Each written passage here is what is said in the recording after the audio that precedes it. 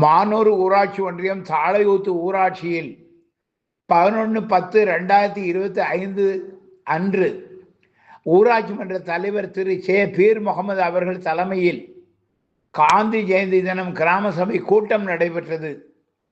மாண்புமிகு முதல்வர் அவர்களின் சிறப்புரை பொதுமக்களுக்கு LED தொலைக்காட்சி மூலம் ஒளிபரப்பு செய்யப்பட்டது.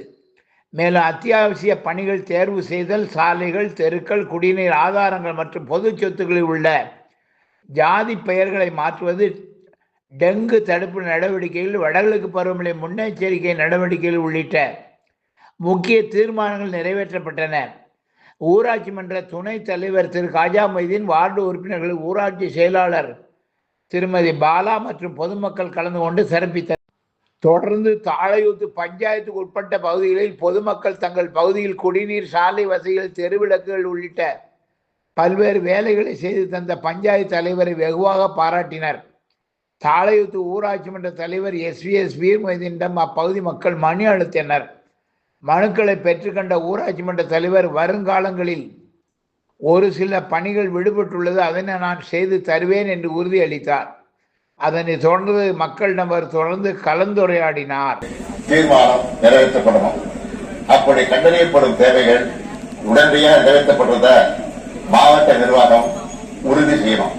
குடிசையில்லா தமிழ்நாடு என்ற இலக்கை எட்டிடும் வகையில கலைஞரின் கனவு இல்லம் என்ற புரட்சிகர திட்டம் துவங்கப்பட்டு கடந்த 2 ஆண்டுகள்ல 7,000 கோடி ரூபாய் மதிப்பீட்டுல 2 லட்சம் வீடுகள் கட்ட முடிவெடுத்து 2024-25 இதுவரை 99,453 வீடுகள் கட்டி முடிக்கப்பட்டு மக்களுடைய பயன்பாட்டுக்கு வழங்கப்பட்டிருக்கு. 2025-26 இன்றைய நிலையில 78,312 வீடுகள் கூரை மட்டம் நிலைக்கு மேல முன்னேற்றத்தில் இருக்கு. அதே போல சாலை வசதிகளை பொறுத்த வரைக்கும் 2022-23 ஆண்டுல அறிமுகமான முதல்வரின் கிராமச்சாலைகள் மேம்பாட்டு திட்டம், நபார்டு ஊரக உட்கட்டமைப்பு வளர்ச்சி நிதி உள்ளிட்ட பல்வேறு திட்டங்களின் கீழ் 21,000 கிலோமீட்டருக்கும் அதிகமான சாலைகள் மற்றும் பாலங்களை மேம்படுத்தியிருக்கும்.